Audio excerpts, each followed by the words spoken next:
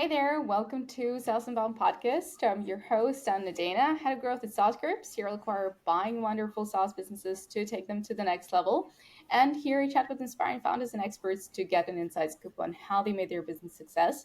So today with me is Brian, founder and CEO of FusionAuth, the authentication and authorization platform for developers, and CleanSpeak, a profanity filtering and moderation tool.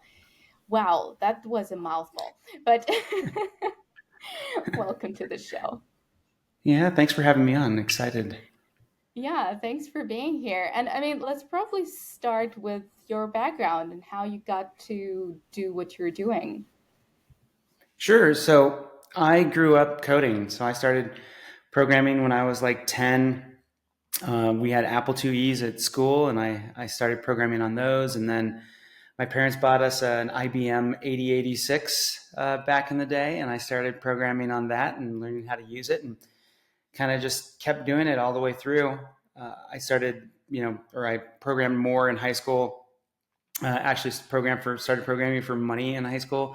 Built a little piece of software for my high school baseball team, and then went on to college and thought I was going to switch and do something different, but I just fell back into it and ended up getting a computer engineering degree from CU Boulder. And then after that, I got jobs coding and programming at various companies. And then at some point, I finally just decided that I'd had enough of the big corporate environment, and I wanted to try going out on my own. And so I came up with an idea, worked on it nights and weekends, and then after I kind of got some traction, I decided to quit the day job and jump into CleanSpeak full time at that point. So Do you still um, code? I haven't coded in a couple of months. I manage some of our projects, like we have our own HTTP server, and I manage that. We have some other things, like we use our own build tool, and we have our own MVC, and I code on those sometimes. But I haven't been in the product code for, geez, almost a year now. But Okay. yeah, I still code. All right, cool. So how was the idea for CleanSpeak come up? Because that's not like just a random idea. What sparked Yeah, it? so I was working with a couple of friends who had started their own company, and we had all worked at Orbitz together.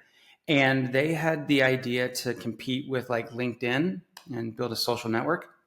And what they were doing is they were buying AdWords for people's names as like a reputation management system. So like if you Googled for, Anna, it would bring, we'd have a run an ad for you, and then it would go to your profile. Well, Google really doesn't like you to have profanity or any racial slurs or anything like that, and so we needed to filter that ad text. And then we also wanted to make sure that the profiles were clean as well. So I built something pretty simple for them, and I realized that it was actually a really complicated problem. And I asked them, "Hey, can I take this home and do this in my spare time?" And they said, "Sure." So I worked on it for about 7 or 8 months, just in the evenings and on weekends, and got it to a point where it was usable. And then started to realize that like certain industries like gaming, large, commercial brands, those kind of things, really needed a filter to keep their user generated content clean. And so I kind of just, found this small little niche and slid into it pretty nicely.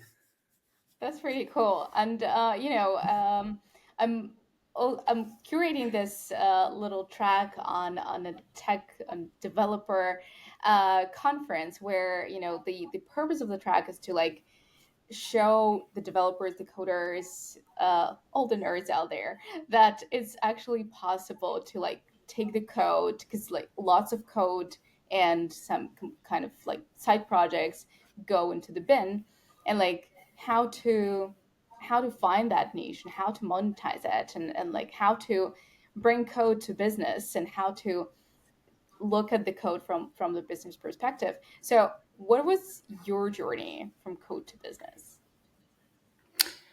Yeah. So I think once I understood that there was a need out there for, CleanSpeak or FusionAuth or anything really, um, figuring out what people actually needed was like pretty critical.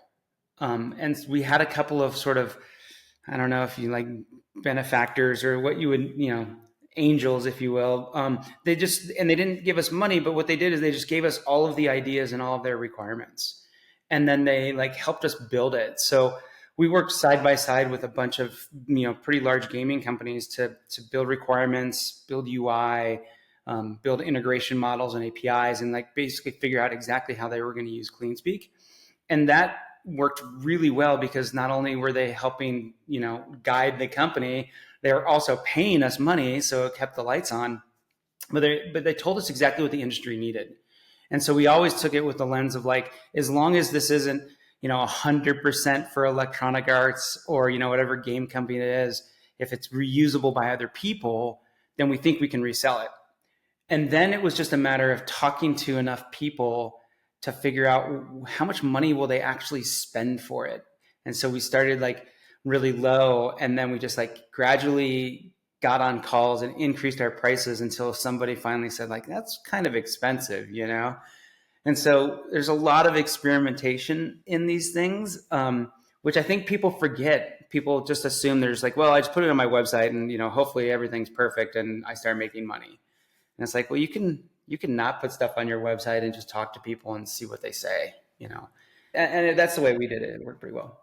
Okay, that's a great point that you said that even though you were working with certain customers and building kind of for them, you still made sure that this is not just usable for them, that it was kind of a universal thing. It has to be, yeah, because otherwise, what you end up with is you end up with a really nice product for one customer. And what you really want is you want a really nice product for lots of customers. So you have to be hyper aware when somebody asks for something and it's just something they would like, no one else would use it. Yeah, absolutely. So I actually wanted to, without knowing that story, I wanted to ask you, like, when you shipped the product, was the first thing that you realized you were doing wrong, since people started buying it?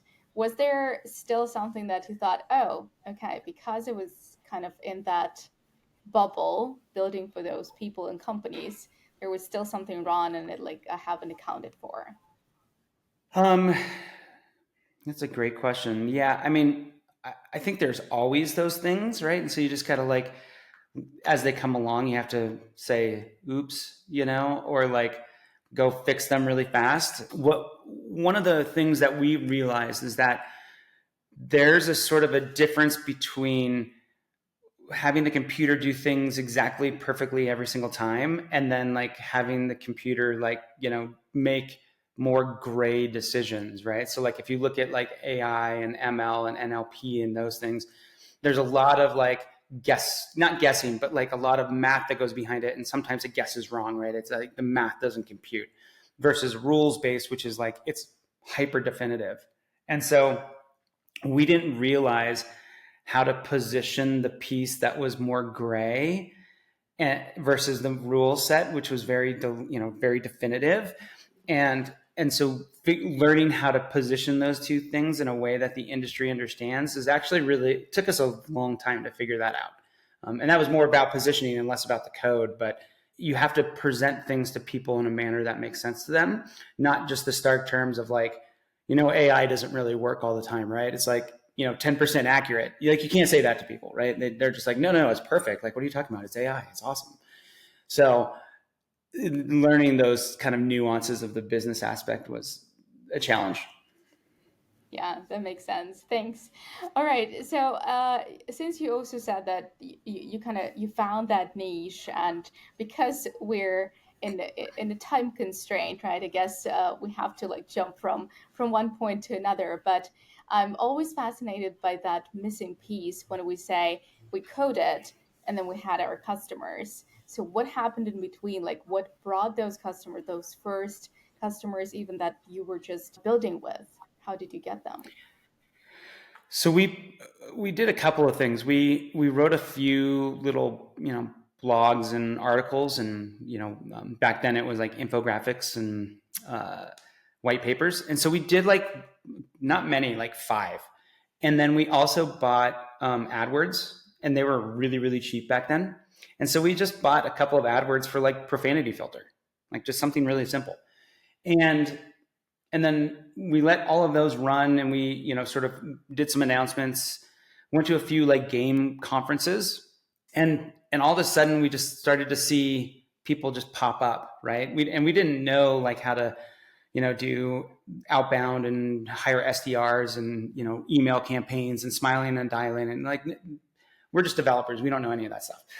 So having people come to us and bring us their requirements and bring us their money and their checks and use our software was pretty amazing. But yeah, we kind of lucked out, right? We just like, we're like, well, we'll try these things and see if they work. And they just happen to work. So it was pretty cool. Okay, I love those stories.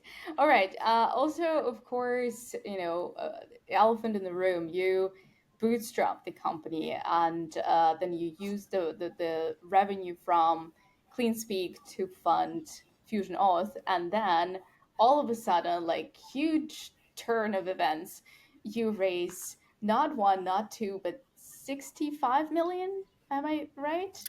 It like Yeah. So it's not like a VC raise. And so I think there's kind of like, there's different types of equity markets out there, right? And so we didn't go to a traditional VC and raise $65 million on, like $1 billion valuation and then try to like push the company up to meet that valuation.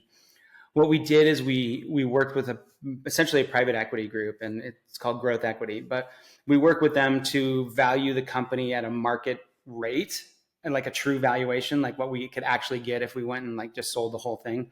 And then we work with them to bring some money in and also pay some money out, right? So like shareholders got some money, so they got some exits, and then the company got some money to continue running.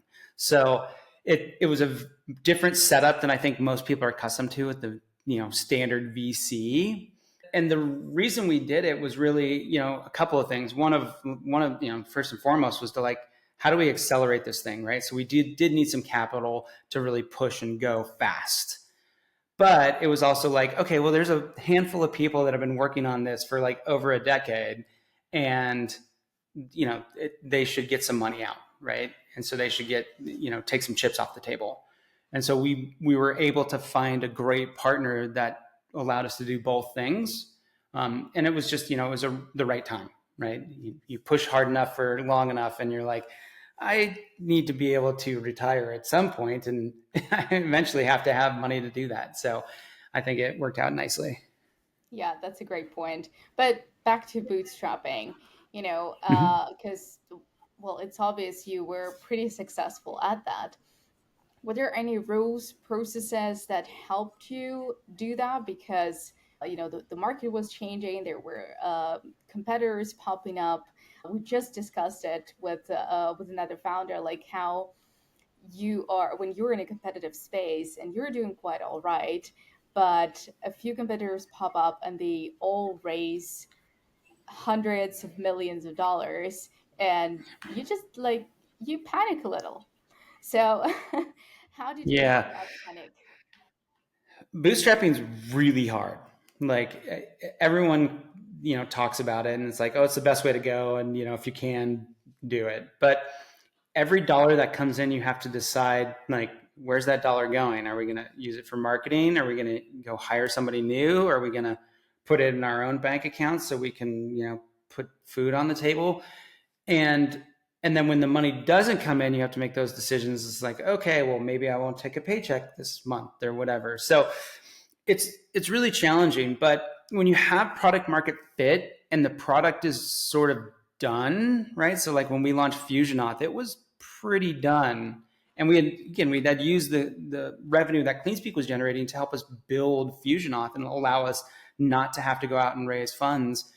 And so then when we launched it, it was a very capable product, and we saw that immediate uptick and that immediate lift. And so as long as you have product market fit, and as long as you can weather that storm of like your first handful of customers and getting actual money for actual product, right? And that's key. Like, you have to charge people real money. You can't, like what a lot of VCs, when they're in hypergrowth, they're just like, we'll just give it away, right? And the huge discounts. And so their revenue isn't making those huge jumps that they need to. They're just getting more and more customers, which will eventually end up to revenue. You can't do that when you're bootstrapped. And so you have to have those hard conversations where you're like, hey, we're bootstrapped. Like, we need you to actually pay us for our software. And if you find value out of it, you should pay us. And then as you do that more and more, you get better and better at having those conversations. And then you get more and more people paying you money for a great product. And it sort of just starts to cascade and it starts to build. And then, as it builds and builds, you can start expanding and then you grow naturally. And the nice thing about being in that position is that you're never trying to make these massive jumps, like these 4-5x growth years. Like, so few businesses ever do that, but every VC thinks that every business can. And we never had to. And so we grew very sustainably year over year, just, doubling revenue, and just kept going and going. And then we surpassed all of these VC funded startups in terms of revenue and growth and customers. And we just kind of just blew right through them. And, they're all still trying to figure out how to get product market fit and do their marketing. And we're like, well, we've already figured that out and we have customers now. So I think there's some luck to it, but it's also just hyper focus, because you can't go out and run a $10 million ad campaign. We just couldn't do that. So we had to be really efficient with our ad spend and our marketing. Right. So doubling year over year, what's the biggest growth driver? There's a couple. Like, I think having an awesome product that people can get started with for free very quickly. I mean, you have to do that, right? Especially in our space. Like, you can't just have like an old school model where they got to call sales. Like, nobody wants to do that. And so that getting people on board quickly for free and having them kick the tires, that whole product led growth thing is. And then the other piece is you've got to make your marketing stand out. Like, you have to make yourself stand out in some way, so that when people are comparing the big guys, the new tiny, fun startup, and they decide on you, right? And so, like, how do you convince them to do that? And we did it through humor a lot of times. Just putting ourselves out there and telling people why we think we're the best is, and we don't, we're not jerks about it, but we're like, we have some really cool things that nobody else can do. Like, being able to download our software. There's not many other companies that let people download software anymore. It's all SaaS, and it's quite different. So we took those differentiators and we really pushed on them and really told everybody why we think they're awesome. And it works, right? But you have to have a spin on it that makes people laugh or makes them, go, I like that, or like give them FOMO. I mean, you have to have something that draws them in. Otherwise, you're just yet another ad or yet another blog post that isn't going to convert. Yeah, definitely. And I guess, well, because you started talking about like making fun of ourselves, and just because I was researching a little bit about what you do, and at least with FusionAuth, you are selling to developers, as far as I understand, right? So, and I worked for a tech startup. Like, selling to developers was tough, and like it was, they do not like little marketing girls coming to them and say, we're kind of cool. No, they want the developer, dude. They want the community. They want the, wait, you're JavaScript based. Tell me about JavaScript. And then you crumble, and your carriage quickly becomes a pumpkin again. And you're like, oh, okay, know nothing about it. So how do you sell to developers? How do, like, what, because you have, I saw that you host like happy hours and some kind of events for the community. Mm-hmm. So what really brings that sense of belonging to them, and sense of trust that like you really know what you're doing? Yeah, that's a great question. So developers are very challenging to market and sell to, right? They hate marketing and they hate sales, and they just don't want to do either. They just want to like solve whatever problem they're working on that day and get on to the next. And so you have to figure out where they live, right? So like, where are they online? They're obviously on Google a lot, so SEO is critical. And what are they searching? Like, how are they figuring out like how to solve their problem? You really have to get like super nitty gritty on keywords and like figuring out exactly what keywords you have to own and you have to rank for. And so then you like can start pulling that out, that tail out, that long tail, and getting longer and longer keywords that fit better and better for what people are searching for. And it's okay if you have these super long tail, key phrases and that only hit like 100 people a month. Those people are very, very likely going to pick a product, right? There's ideal fits essentially because that they're searching for something that they're working on right then you think about your ads and you're like, okay, well, where do developers live, right? So they're in newsletters, they go to Hacker News, they're looking on Stack Overflow, and so you cover all of that. Like you just like go to Stack Overflow and you go to Hacker News and you're constantly posting there. You fill every newsletter as much as you can. You work with newsletters and D zones and like the developer outlets, and you try to like get your content syndicated wherever possible. And so it's a comprehensive strategy of like doing everything that looks like it's not marketing, but the developers see it and they're like, oh, that's pretty cool. Like, it feels like you're one of them and you're providing them something that they want to play around with, right? Rather than saying like, hey, go buy our stuff, it'll save you money. Like developers like, what? I don't care. Like, do you support React? Like that's what they're asking. So you just got to be really aware of what developers are looking for. Yeah, true. So, what's FusionAuth? Because we covered CleanSpeak a bit. What's FusionAuth? And since you said that you pushed it out to the market already ready to be sold and to be used, why did you decide to do that? Because like everyone's about selling first and finding the market first and all that. You went to market with something that was beautifully coded and ready to use. So I don't know. It's kind of like just something I learned a long time ago. If you build like just an MVP and you push it out, you might get a few customers and you might be able to like work more and like refine your product and get better and better product market fit. What we did is we sort of looked at everything that was out there. So like Stormpath, Auth0, Keycloak, Cognito, and we sort of just comprehensively said like, what is the core features that we have to support that everyone else does? Again, we weren't the first one to market, so for us, it was more of just figuring out exactly what we needed to do to get into an existing market and improve on it, and like make our tool better, and pain points that people were feeling from the other tools. Like how could we like perfect these things so that way when we launched, we weren't spending the next 3 years like cleaning up code and like undoing tech debt and like scrambling to build features that we were lacking. And I think that was very helpful in terms of when you come to market with a product like that. You can have companies that are from one employee and like 10 users all the way up to like thousands of employees and millions of users immediately start using your product, right? You're not scared to like jump into big deals because the product is sound. And so that was a huge benefit for us.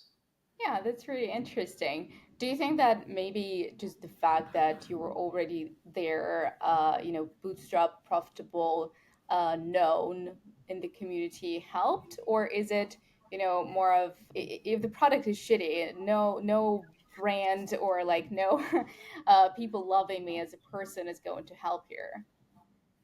That's right. Yeah, no. And we started off like with no brand, right? So like we took CleanSpeak and pushed it aside and like pretended like that was a different company. And then we started FusionAuth as like this completely separate entity, and it looked like it was a brand new company. And we like tried to make it seem like we had like just started the, company when we launched. So we were like brand new coming out of stealth.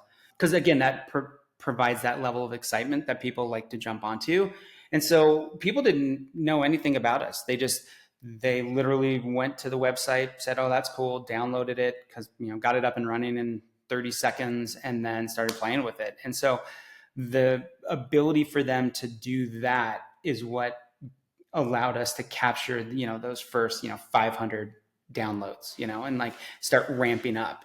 Just we made it simple, and we weren't using anything from like CleanSpeak or the fact that we were bootstrapped or anything like that. We're just like, hey, this is a really cool kick-ass developer tool that you should use. At least you should check out, right? Because we think it's better than everything else.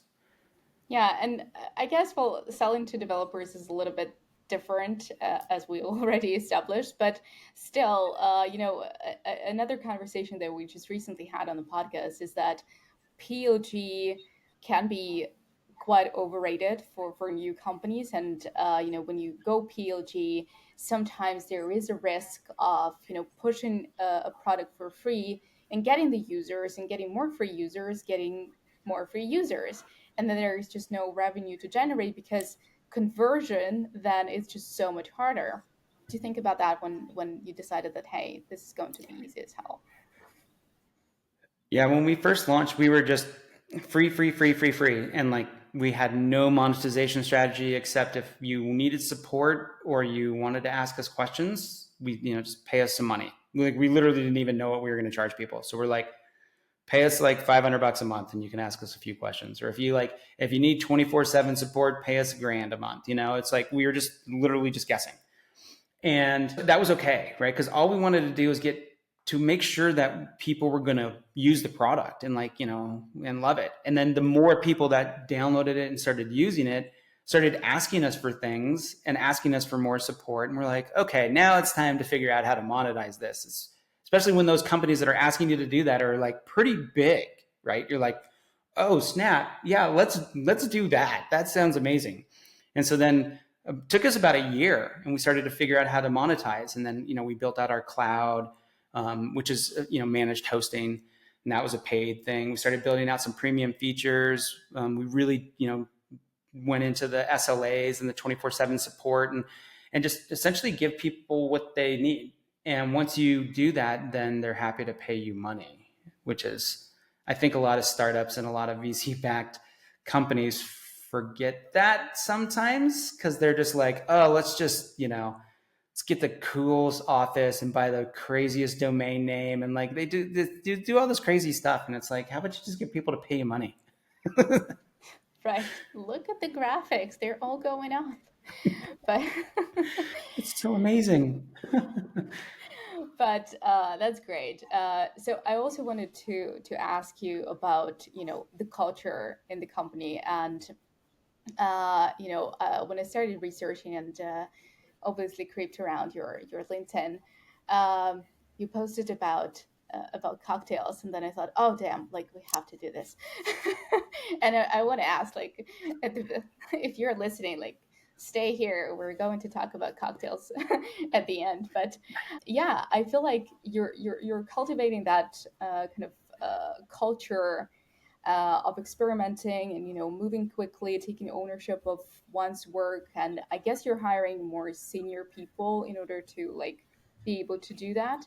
How do you I want to ask how you balance the fact that there is ownership and we trust you with the fact that people have to understand like what's at stake as far as business grows.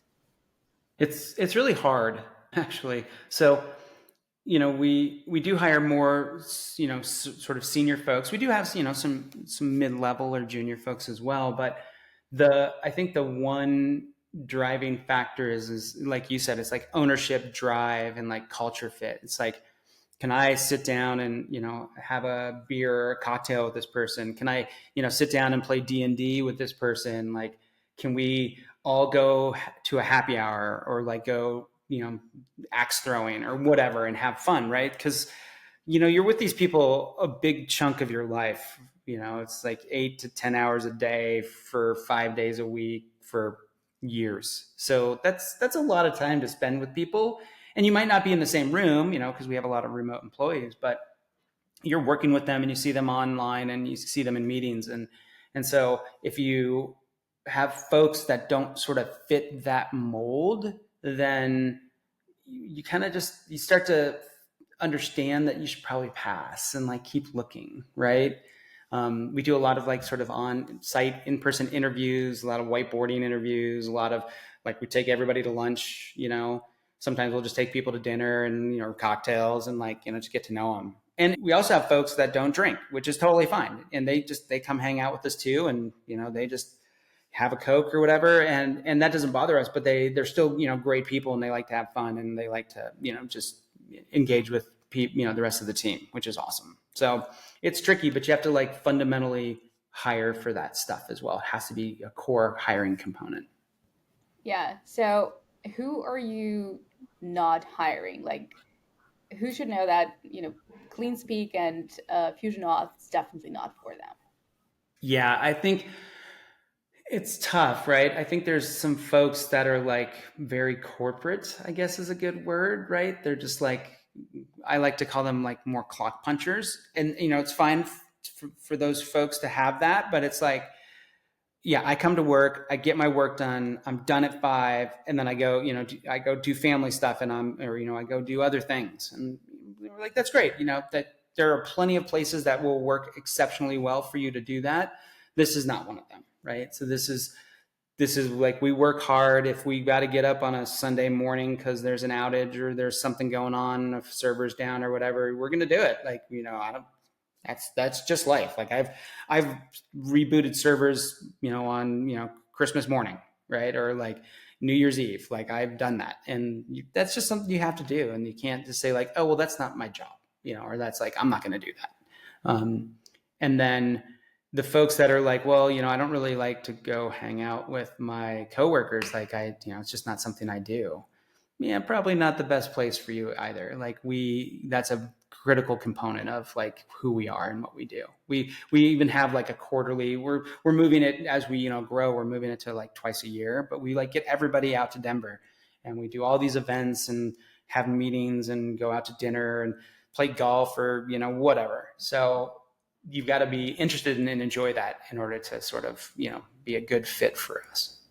Yeah, we were trying to find a way to describe that kind of culture because it's very similar to, I guess, to what we're doing at saas.group, and we, uh, at least for now, we stopped at the hoodie culture because, well, we are, a lot of people think we're PE, and okay, if that's kind of the bucket where you want to put us, that's okay, but just don't imagine the guys in suits and ties, but rather, hoodie people.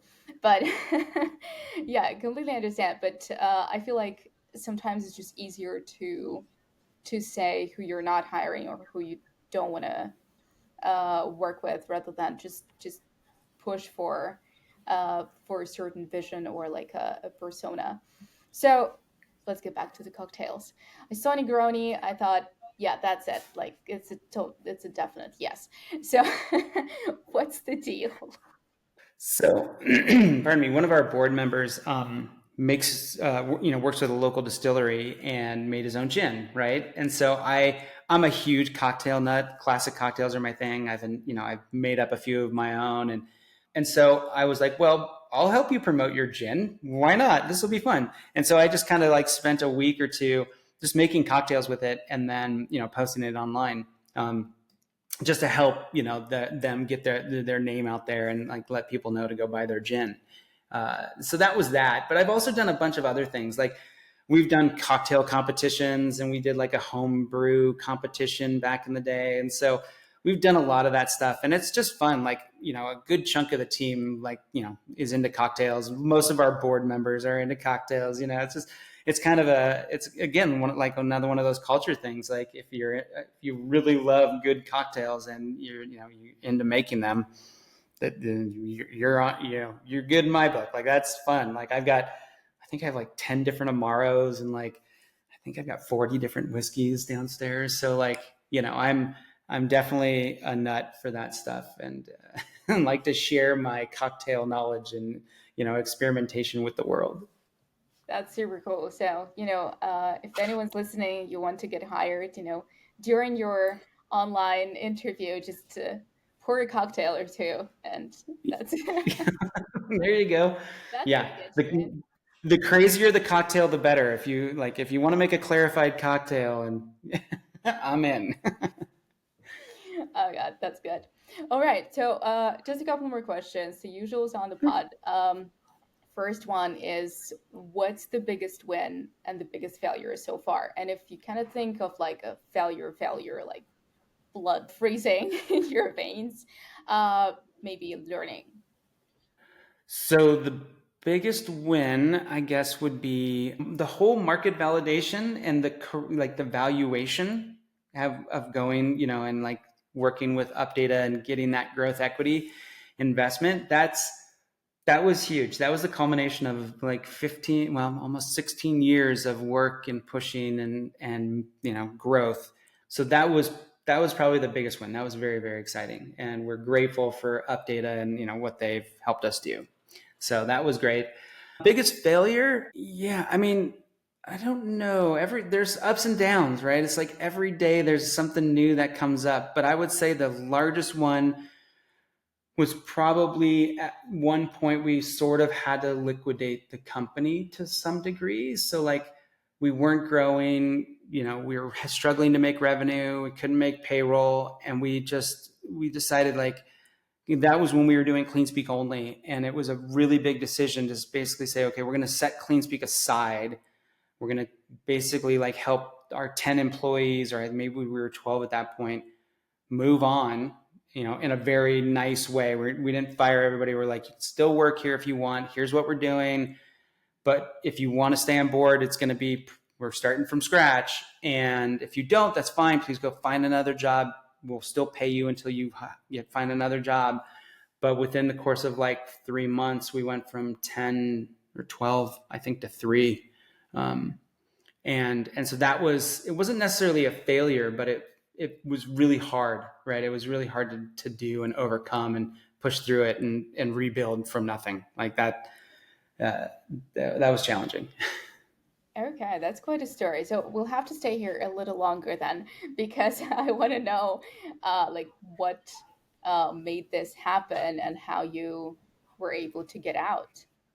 So yeah, I think there was just sort of a lack of growth in that whole content filtering, content moderation space, at least for us. Like we had tried everything we could think of, like, ads and content and SEO and, smiling and dialing and, email campaigns. And we're just like, I don't think that this is going to grow. Like we got it to volleyed between like high 6 figures and, just over $1 million in revenue. And we couldn't get it to go anywhere else. And it was just this sawtooth for years and years and years. And it was just brutal. And you're dumping everything you have into it and it's just going nowhere. And I talked to a lot of people about it, and we talked internally about it, and I I just stewed on it for long enough where I'm like, this is crazy making. Like I'm literally going to lose my mind if I have to push another 3 years to try and get this thing to grow. And I know that there's something else out there that's going to be a better fit for us and make us all way happier. So let's just go figure out what that is and do that. And I talked to my wife about it, and I talked to the other, employees about it. And, Daniel, who's effectively my FusionAuth co-founder, we talked at length about this, and it took about 2-3 months to come to the conclusion that like we've got to do this. Otherwise we're just going to, liquidate the company, close shop and move on, or let's give this one more kick and see if we can build something new. So yeah, it was tricky, but in the end it was the right decision. All right. Yeah, that's it is quite a story. Okay. Well, the last question is about hack, right? And can be anything, I don't know, growth, hiring, mental health, whatever. Something that helped you and maybe you would love to come back to. So we have this cool way of doing a little bit of growth hacking, and it worked really well for us. And it actually, we got some negative feedback from it, but we think that that's hilarious and fine as well. So we do a lot of memes, right? And we do these like really cringy business, funny like security or like password memes or just whatever. And they're super cheesy, but they're hilarious. Some of them are so funny that like when I see them, I still laugh. And we post them everywhere. And it's kind of become part of our brand to have these ridiculous memes. And it also helped us get our name out there, right? Because like we had one of our memes get like, it was like number 12 on iFunny for like a couple of weeks or something like that, which is awesome. right?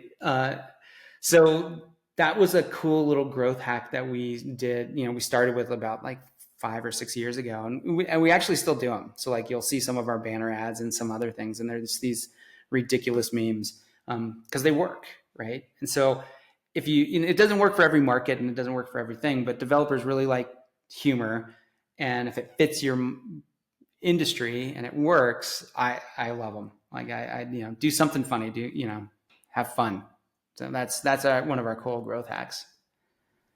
Oh, I can totally back you up on this. To be honest, like I have a colleague, Dirk, and whoever's listening to this podcast and knows what saas.group is about, you definitely know who Dirk is because he is the main guy for us, and I guess for just M&A in general. Like he posts so many of them, and like we just call him our meme guy, which sometimes he gets offended, but it's it brings the attention and the fact that other people, other founders can laugh about the situation even like they encountered.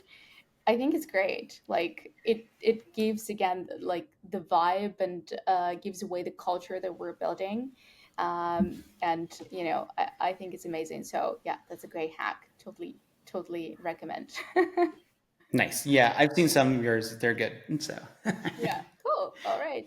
Well, thank you so much for the conversation. I had a blast. Like honestly, I love stories of developers building a product and figuring out like how they work, because oftentimes it's that story that you don't want to believe in. Like we will build something and people will come, and people actually come, and you're like, damn, what? How did you do that? So it's awesome to know your story, and yeah, thank you so much for your time. absolutely. Thanks for having me on. This was awesome. I really enjoyed it. That's perfect. Thank you so much, and take care.